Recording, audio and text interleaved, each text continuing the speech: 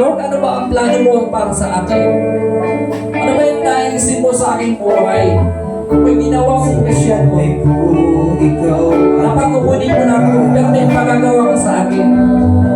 Sa lahat ng suliranin ko, Payamanin mo na muna ang mga problema sa buhay.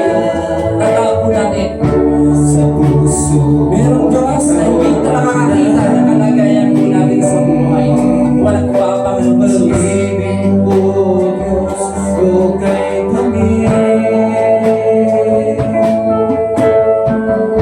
Sa buhay ko, ikaw ang bukas. Sa lahat ng suliranin ko, ikaw ang siyang lunas. Sa puso ko, ikaw ang nais. Patuloy po natin sambahin na lang ng Diyos ang ating pagnilikha na nagmamahal na hinihingi. Patuloy kakalina para sa atin. Napakasarap mapulit sa kalooban mo. Lahat ng nais ng puso'y patatagpuan sa'yo. Napakasarap mapulit sa kalooban mo. Walang aalalahanin pa. Nakapaligid man ang problema, basta ikaw, basta ikaw, basta ikaw, o Diyos ay kasama. Patuloy na nangungusap ang Panginoon sa ating mga buhay. Napakasarap mapulit sa presensya mo. Lahat ng nais ng puso'y patatagpuan sa'yo. Napakasarap mapulit sa presensya mo. Walang aalalahanin pa. Nakapaligid man ang problema, wala nang aalalahanin pa. Nakapaligid man ang problema, basta ikaw, basta ikaw. Basta ikaw, o Diyos ay kasama.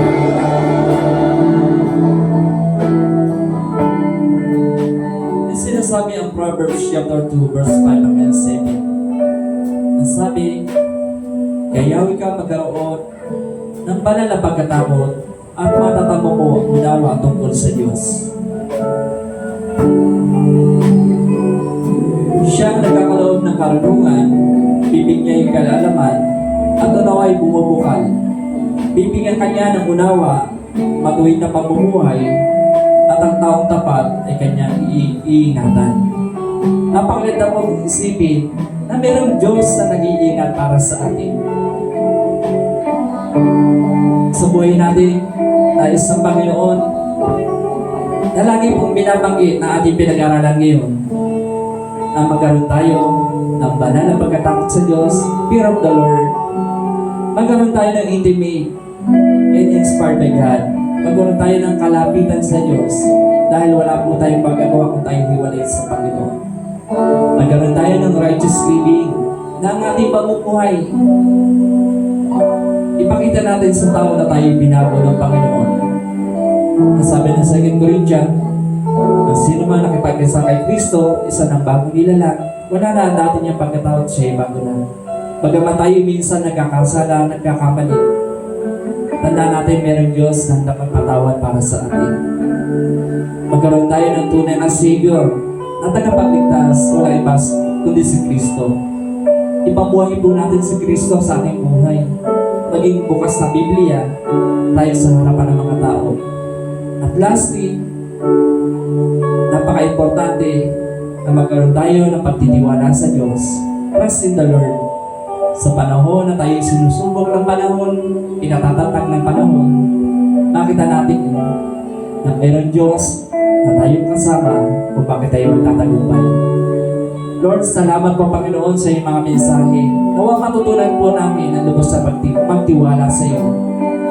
Sa anong mga bagay, kung kami man may mga kabiguan sa buhay, kung kami man ay may mga pinagdadaan ng hirap at sakripisyo, alangin ilagay mo sa aming puso, Panginoon. Meron kaming Diyos na pwede po namin pagtiwalaan. Meron kaming Diyos na mabuting Diyos na handa magpala para sa amin. Hindi man mga material na pagpapala ang ibigay mo sa amin, ang presensya mo ay sapat na, Panginoon, na maranasan po namin upang magkaroon kami ng kapayapaan na nagmumula sa iyo. Bless mo, Panginoon, yung mga anak na nakibahagi sa gantong pag-aaral na yung mga salita. Lagi po namin ilagay sa aming puso at isip na lagi namin tandaan na mayroong Diyos na handang yumakap at mahal para sa amin. Sabagat kami bilang tao, maraming makasalanan, buhat ng isilang, pero meron kami Panginoon na handang magpatawad sa lahat ng aming mga pagkukulang at pagkakasala. Lord, bless mo Panginoon yung mga anak sa lugar na ito. Maranasan po namin higit sa lahat. Kayo ang maniobra. Kayo ang mag-drive ng aming buhay. Kaya lagi po namin paparangalan, may taas, madakila sa aming buhay. Hindi man kami kita ng lahat ng tao, higit sa lahat. Kita mo, Panginoon, ang aming katapatan sa iyo na kami nakakapamuhay ng may lubos sa pagtitiwala at pananampalataya at sumusunod ayon sa iyong naisin at kalooban.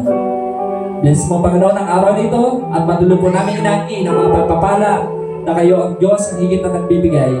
Kung kaya sa umagang ito, sa iyo po pinakamataas sa kapurihan, pagdakila, papuri salamat, e tayo sa ilamang Ama, sa pangalan mo, Panginoon Sos, na aming Panginoon sa rin tagapagligtas, at sa tulad gabay ng Anak ng Espiritu, ito po sa mo namin panalangin. Amen.